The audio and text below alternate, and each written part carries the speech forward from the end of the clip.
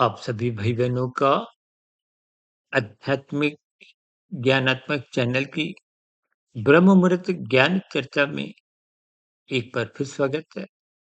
आज की चर्चा देखिए, आपका हमारा जो एक चरित्र है,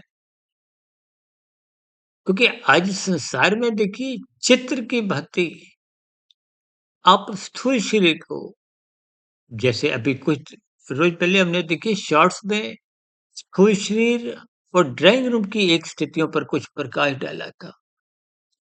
यही प्रकाश की स्थितियाँ आपको देखिए चित्र और चरित्र से संबंधित स्थितियों को ज्ञानपूर्वक समझना है। आज आप और हम देखिए चित्र तो खूबसूरत बनाते जा रहे हैं। यानी कि कोई शरीर सुंदर से सुंदर दिखे, स्थूल शरीर के स्तर पर सुख सुविधा के साधन उपलब्ध हों। लेकिन इन सभी स्थितियों को पाने के लिए देखिए शास्त्र भी कोई निंदा नहीं करते कि आप ड्राइंग रूम को मत सजाओ या स्थूल शरीर के स्तर पर श्रृंगार सजने संवरने की स्थितियों से मत जुड़ो। लेकिन शास्त्र बार बार इतना जरूर समझाते हैं कि अपना चरित्र बिगड़ने मत दो। यहाँ चरित्र का अभिप्राय मन बुद्धि की स्थितियों से है। चरित्र का अभिप्राय कारण शरीर में संस्कारों की स्थितियों से है। और ये सभी स्थितियां कब सुधरती हैं? जब आप सत्वगुण का संग करते हो, ब्रह्म मुहूर्त में उठते हो, धर्म की स्थितियां मजबूत रहती हैं। अन्यथा अर्थ और काम की स्थितियां आपके हमारे जीवन को, चित्र को, स्थूल शरीर को, ड्राइंग रूम को सजाने में ही निरंतर लगी हुई। देखिए, हो सकता है ऐसी बातें आपको हमें सुनना पसंद नहीं हो, क्योंकि संसार का नाम ही क्या है? स्थूल शरीर। संसार का नाम ही देखिए आज स्थूल शरीर के स्तर पर विषय भोगों की आसक्ति, लोलुपता, एक चंचलता निरंतर बनी रहने के कारण ही ये संसार राजसी और तामसी बन चुका है। क्योंकि कल युग की स्थितियां हैं। कल युग में जन्म लेने वाली अधिकांश जीवात्माएं जो मनुष्य योनि में आती है, वो नीचे से विकसित विकास करते करते आती है। देखिए, ये कुछ स्थितियां शास्त्रों में जो एक सूत्र रूप में कही जाती हैं, उन सूत्रों से ही कुछ ना कुछ हम स्थितियों को एक दिशा देते हैं। देखिए, सतयुग में सत्वगुण की प्रधानता होती है। त्रेता युग में रजोगुण का आगमन हो जाता है, लेकिन बहुत ही हल्के स्तर पर। लेकिन सत्वगुण की फिर भी प्रधानता बनी रहती है। लेकिन द्वापर युग में रजोगुण की बढ़ोतरी हो जाती है और तमोगुण का भी आगमन हल्का हल्का होने लगता है। सतोगुण भी बना रहता है, लेकिन द्वापर युग के अंत में, जैसा कि शास्त्र स्वयं बताते हैं, भगवान श्री कृष्ण जी के अपने इस अवतार में, लीला अवतार के प्रस्थान के साथ ही कल युग का आगमन होता है। देखिए, भागवत पुराण में तो स्पष्ट शब्दों में 5 स्थितियां समझाई गई हैं। धूत कीड़ा, मद्यपान, स्त्री संग, हिंसा और अनीतिगत कार्यों से कमाया गया धन, ये तामसी स्थितियां हैं। तामसी का अभिप्राय कलयुग की स्थितियां हैं। कलयुग का अभिप्राय एक निंदक स्थितियों से है। शास्त्र बार बार कहते हैं इन पांचों स्थितियों से इसमें कलयुग का वास है। हालांकि देखिए, हम बार बार कहीं कहीं कुछ ऐसे संकेत भी देते आए हैं कि दूध कीड़ा, मद्यपान, स्त्री संग, हिंसा, ये तो पूर्ण रूप से तामसी है। और स्वर्ण यदि एक धर्मानुसार कमाया जाता है तो वो राजसी है। और अनीतिगत कार्यों से, छीना झपटी से, झूठ, छल, कपट, हेरा फेरी, ये जितनी आजकल घोटालेबाजी, डिजिटल अपराध की स्थितियां हैं, इनके द्वारा जो धन छीनने की प्रवृत्तियां निरंतर बनती जा रही हैं, इनको अपराध को हो, एक विभिन्न प्रकार की चालाकियां को हो, किसी भी रूप में, देखिए शास्त्र आपकी इन सभी गतिविधियों पर देखिए प्रकृति के 3 गुण निरंतर आप पर एक निगरानी नज़र बनाए रखते हैं। से आप कलयुग में इधर-उधर मॉल में जाओ, कहीं और जाओ, कहीं स्थितियों में तो आप कहीं-कहीं ऐसा पढ़ते हो ना कि आप कैमरे की निगरानी में हो। ठीक इसी तरह शास्त्र बार-बार कहते हैं, आप प्रकृति के 3 गुणों की निगरानी में हो। ये 3 गुण नित्य रहते हैं। युगों का परिवर्तन चाहे सतयुग हो, त्रेता, द्वापर, कलयुग हो, इन 3 गुणों के आने का क्रम, जाने का क्रम बदलता नहीं है। क्योंकि 3 गुण नित्य हैं, तो एक गुण प्रधान, दूसरा गौण, तीसरा अति गौण होता है। हम बार-बार क्यों कहते हैं ब्रह्म मुहूर्त में उठो, ब्रह्म मुहूर्त में उठो, ताकि आपका हमारा चरित्र बिगड़े नहीं। दिन में देखिए राजसी स्थितियाँ, आप चित्र को, स्थूल शरीर को, यानी कि रजोगुण इकट्ठा करने में, संसार इकट्ठा करने में, भोग को हो, सजाना को हो, संवारना को हो, ये सब एक ही स्थिति के अलग-अलग पहलू हैं। और शास्त्र तो बार-बार कहते हैं, तमोगुण रजोगुण बांधते हैं। अभी कुछ रोज पहले हमने एक वीडियो बनाई थी, तमोगुण रजोगुण का पड़ोसी है और पड़ोसियों के दर्शन कहो, घर आना-जाना एक समय के बाद बन जाता है। लेकिन जब-जब राजसी स्थितियाँ अब देखिए ना तमोगुण 1 रजोगुण 10 सतोगुण 100 ये सूत्र रूपी स्थितियों पर यदि आप जब चिंतन करोगे, हम बार-बार कहते हैं ना, तमोगुण रजोगुण पड़ोसी हैं। किसी का मकान नंबर 1 है तो वो तमोगुण है, किसी का मकान नंबर 10 है तो वो रजोगुण है। बीच में अंतर कितना है? केवल 8 मकानों का। इसलिए हम पड़ोसी भी कह देते हैं, क्योंकि एक ही गली में रहते हैं। सर आप किसी गली में जब आप मकान खरीदते हो, किराए पे जाते हो, किसी भी प्रकार की देखिए स्थितियों को भावार्थ समझिए। आरंभिक स्तर पर देखिए दूर से एक हाथ हिलते हैं, हाय हेलो होती है। ये स्थितियाँ एक-दूसरे के घर में आना-जाना बन जाता है, गले मिलने की स्थितियाँ, मौज-मस्ती की स्थितियाँ बनने लगती हैं। ठीक इनके भावों को आपने समझा कि आरंभिक स्तर पर मनुष्य धर्मानुसार रजोगुण इकट्ठा करता है। लेकिन इकट्ठा करते-करते जब रजोगुण फैलने लगता है, बढ़ने लगता है, उन्हीं स्थितियों को आप 24/7 विषय भोगों की स्थितियाँ से आप समझ सकते हो। यानी कि जब रजोगुण बढ़ता है तो वो सत्वगुण को कमज़ोर करता है। परमात्मा स्थितियाँ बनती हैं और फिर परमात्मा स्थितियों में ये देखिए शास्त्रों की बातें, सत्संग की बातें, ब्रह्म मुहूर्त में उठने की प्रवृत्तियाँ, ये कमज़ोर पड़ने लगती हैं, समाप्त होने लगती हैं। जब रजोगुण नाचता है, परमात्मा स्थितियाँ आज ब्याह-शादियों में देखिए कुछ ऐसे ही नाच-गाने की स्थितियाँ, डीजे की स्थितियाँ, मौज-मस्ती की स्थितियाँ। आजकल तो मादक पदार्थों का सेवन भी दिन प्रतिदिन बढ़ता जा रहा है। तो ये सभी स्थितियाँ रजोगुण और तमोगुण के मेल-मिलाप की स्थितियाँ हैं। इसलिए शास्त्र कहते हैं, दोनों गुण बाँधते हैं। सतोगुण ही मात्र एक मुक्तिदायक स्थिति है और सतोगुण का संग करना ही सत्संग की स्थिति है। शास्त्र बार-बार हम तो बार-बार कहते हैं ब्रह्म मुहूर्त में उठो, उठो, जागो, जो जागत है वो पावत है, जो सोवत है सो खोवत है। सुना क्या है? देखिए मनुष्य जीवन का अवसर पाने के लिए मिला है, देने के लिए मिला है। आज मनुष्य देखिए खाने में, भोगने में, स्थूल शरीर को सजाने में, ड्राइंग रूम को सजाने में, अपने स्थूल शरीर को विभिन्न प्रकार के संवारने में, यानी कि चित्र को सजाने में ही लगा हुआ है।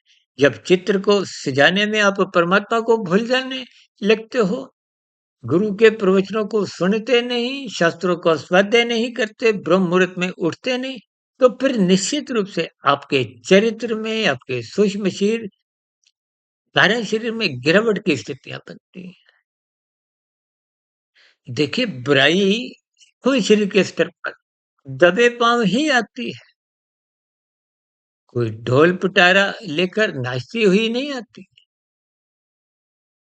रजोगुण नाचता हुआ आता है और सत्वगुण एक गंभीर स्थिति है। देखिए, मेरी बोले गए शब्दों को आप गंभीरतापूर्वक सात्विक भाव से उनके अर्थ भावार्थ समझिए, तो निश्चित रूप से मेरे कहे गए शब्द आपके आध्यात्मिक उन्नति के दरवाजे खोलने लगेंगे।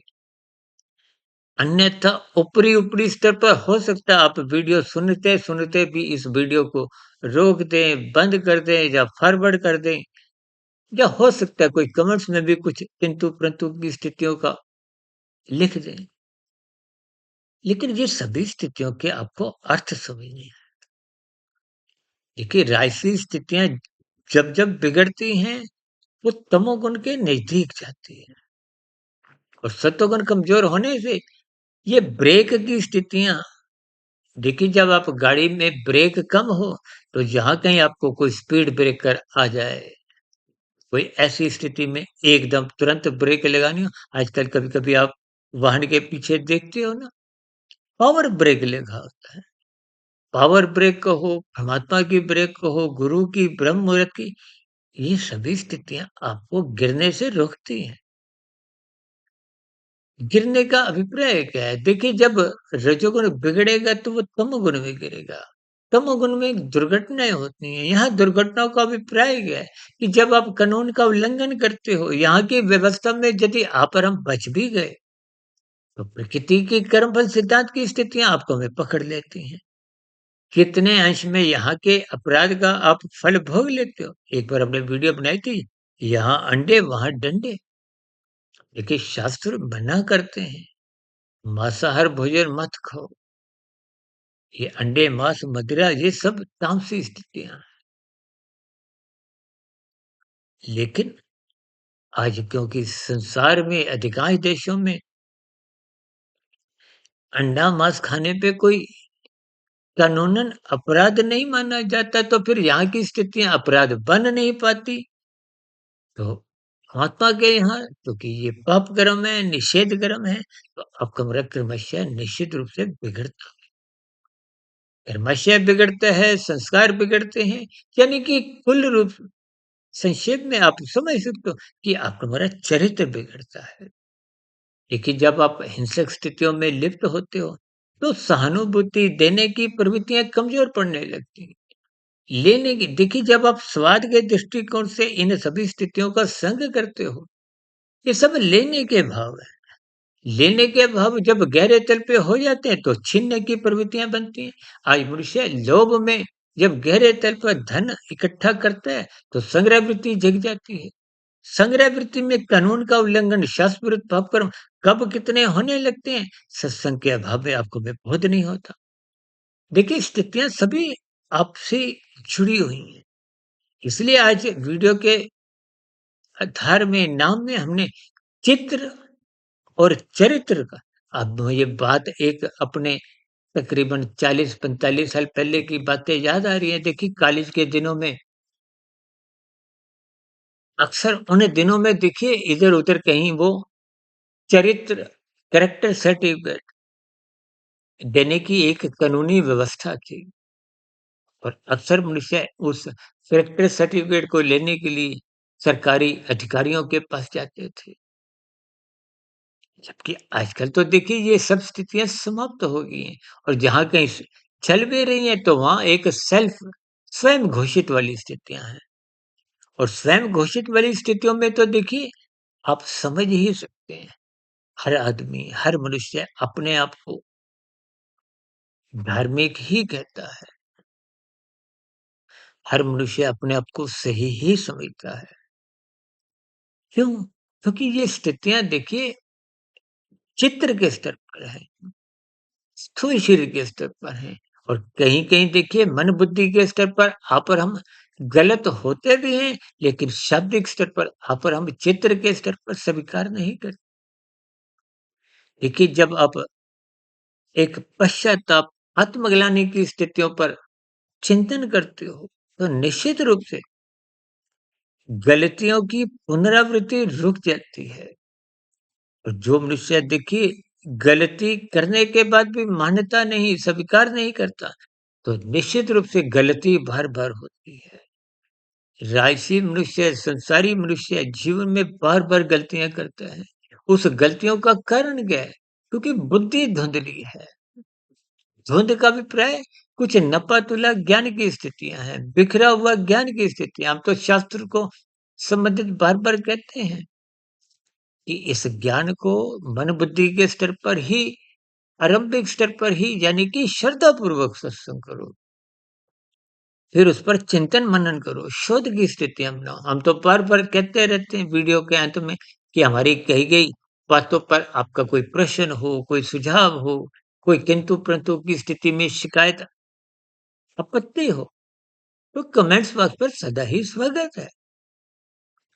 लेकिन इन सभी स्थितियों को हमें तर्कपूर्वक समझना होता है। देखिए, परमात्मा का ज्ञान विज्ञान बहुत ही क्रमबद्ध स्थितियों में शास्त्रों में समझाया गया है और शास्त्रों की बातों को ही गुरु प्रत्यक्ष रूप से आपके समक्ष रखते हैं। ये सभी स्थितियाँ, देखिए, ज्ञान कब टिकता है? जब आप ब्रह्म मुहूर्त में उठते हो। दिन में राशि स्थितियों में लिया गया ज्ञान कुछ नपा-तुला ही होता है। क्योंकि राशि स्थितियाँ वो ज्ञान लेने नहीं देती, मन बुद्धि की श्रद्धा बन नहीं पाती। शाब्दिक स्तर पर आँखों से आप पढ़ते हो, कानों द्वारा सुनते हो, लेकिन भीतर की मन बुद्धि की स्थितियाँ कमज़ोर होने के कारण वो चरित्र रूपी स्थितियों में सुधार नहीं आता। और चित्र तो देखिए, जब आपका हमारा शरीर ही अस्थायी है, माता के गर्भ में बना है, जीवन की कुछ स्थितियों में देखिए, शिशु काल अवस्था, किशोर काल, युवावस्था, प्रौढ़ावस्था, वृद्धावस्था और अंतिम स्थिति तो मृत्यु की ही है। यानी कि चित्र आज नहीं तो कल बिगड़ना ही है। लेकिन कारण शरीर में जैसा-जैसा चरित्र बन जाता है, संस्कार बन जाते हैं, कर्माशय बन जाता है, उसी के आधार पे ही अगली जोनी का निर्धारण होता है। सर, मैं अपनी चर्चाओं में बार-बार एक वीडियो मनुष्य के मरने के बाद का अगला जन्म जो लगभग पौने 3 घंटे की हमने 5 वर्ष पहले बनाई थी, प्रसारित की थी। उस वीडियो में हमने विस्तार पूर्वक इन सभी स्थितियों पर प्रकाश डाला। इसलिए हम सभी भाई-बहनों को अपने जीवन के रहते हुए रजोगुण को एक नपा-तुला मर्यादित स्तर पर लेना चाहिए। तभी तो शास्त्र कहते हैं, रजोगुण की उपेक्षा करो, प्रशंसा सत्वगुण की करो, ज्ञान की करो, ब्रह्म मुहूर्त की करो, गुरु की करो, शास्त्रों की करो, ताकि परमात्मा से जुड़ना संभव हो, ताकि आपकी हमारी अज्ञानता समाप्त हो। देखिए, शास्त्र हो, गुरु हो या हमारी जो अब तक की प्रसारित 3700 वीडियो भी है, ये भी कोई नया ज्ञान नहीं देती। ये ज्ञान की कड़ियाँ आपके भीतर पहले से ही है, केवल संसारी राजसी तामसी स्थितियों ने उस ज्ञान को कमज़ोर कर दी है, ढक दी है। जैसे मेरे पीछे ट्यूब जल रही है तो काला कागज लगा दिया जाए तो अंधकार हो जाएगा। पीला, नीला, हरा कागज लगेगा तो कुछ धुंधला प्रकाश होगा। ये धुंधला प्रकाश राजसी स्थितियाँ हैं, अंधकारमय स्थितियाँ तामसी स्थितियाँ हैं। इन सभी स्थितियों को ही आज मैंने परमात्मा की प्रेरणा से, गुरुओं के आशीर्वाद से ब्रह्म मुहूर्त समय विशेष में चित्र और चरित्र 2 शब्दों का सहारा लेते हुए कुछ इन पर प्रकाश डाला है। देखिए, इन सभी स्थितियों में हम जो प्रतिदिन चर्चाएँ करते हैं, सुबह ब्रह्म मुहूर्त ज्ञान उपदेश कक्षा, दिन में आध्यात्मिक ऑक्सीजन के अंतर्गत और शाम को सर्व कल्याण वृक्ष की प्रश्नोत्तर ज्ञान कक्षा में या तर्क संगत विश्लेषक ज्ञान कक्षा में। और अब तो हम समय-समय पे देखिए 3, 4, 5, 6 शॉर्ट्स के ज़रिए भी कुछ वीडियो जैसे-जैसे कुछ विचार संसार को देखते हुए बनते रहते हैं। उन सभी स्थितियों पर कुछ न कुछ शास्त्र संगत स्थितियों से जुड़ते हुए, प्रकृति के 3 गुणों से जुड़ते हुए, आपके मेरे 3 शरीर, स्थूल शरीर, सूक्ष्म शरीर, कारण शरीर, इनसे संबंधित ज्ञान को ही एक क्रमबद्ध संक्षेप में समझाने का प्रयास करते हैं। ताकि ज्ञान की कोई शब्द, कोई किरण, सूर्य की किरण आपके हमारे भीतर में प्रकाश करते। ज्ञान टिक जाए, अज्ञानता मिट जाए, ताकि आज जो हम चित्र को सुधारने में, सँवारने में अपना अधिकांश जीवन का समय लगा रहे हैं, उस समय विशेष को एक सीमित रखते हुए अधिक से अधिक समय आध्यात्मिक उन्नति, चरित्र को संवारने में, सूक्ष्म शरीर, मन, बुद्धि, कारण शरीर में संस्कारों की स्थितियाँ सात्विक बनाने में लगाएँ। उसके लिए श्रद्धापूर्वक सत्संग करते रहिए, ब्रह्म मुहूर्त में उठते रहिए, शास्त्रों का स्वाध्याय करते रहिए और हमारी वीडियो सुनिए, चाहे किसी की भी वीडियो सुनिए, चाहे किसी भी स्रोत द्वारा परमात्मा से जुड़िए। हम तो बार-बार कहते रहते हैं, लेकिन पहले हम कहते थे हमारे चैनल को सब्सक्राइब करो। पिछले कुछ वर्षों से हमने ये कहना बंद कर दिया। हम बार-बार कहते हैं परमात्मा को सब्सक्राइब करो, गुरु को सब्सक्राइब करो, ब्रह्म मुहूर्त को सब्सक्राइब करो। सब्सक्राइब करने का मतलब जुड़ने से है, जीवन में अपने लाने से है, ताकि आध्यात्मिक उन्नति की स्थितियाँ क्रमशः खुले। ऐसी सभी सात्विक शुभ स्थितियाँ आपकी भी बने, ताकि आपका चरित्र, सूक्ष्म शरीर, कारण शरीर सात्विक बने, कर्म योग, ज्ञान योग, भक्ति योग की स्थितियाँ बने, ताकि परमात्मा की नज़दीकियाँ प्राप्त हो। मनुष्य जीवन सफल हो, सार्थक हो, इन्हीं शुभकामनाओं के साथ आज की चर्चा विषय जो थोड़ी एक दार्शनिक रूप से अधिक थी, इस विषय को अब यहीं विराम देते हैं। दिन में आध्यात्मिक ऑक्सीजन और शाम दिन में शॉर्ट्स के ज़रिए या शाम को सर्व कल्याण वृक्ष की प्रश्नोत्तर ज्ञान कक्षा में फिर मुलाकात करेंगे। तब तक आप अपने आध्यात्मिक मित्र सुधीर भाटिया फकीर को इजाज़त दें। फिर भी मेरी कही गई बात कोई आपको बुरी लगी हो उसके लिए मैं क्षमा चाहता हूँ। कोई कही गई बातों पर आपकी कोई किंतु-परंतु आपत्ति हो, शिकायत हो, प्रश्न हो या आपका कहीं कोई सुझाव हो, इन सभी स्थितियों का नीचे दिए गए कमेंट्स बॉक्स पर सदा ही स्वागत है। चर्चा विशेष को सुनने के लिए आप सभी भाई-बहनों का बहुत-बहुत धन्यवाद।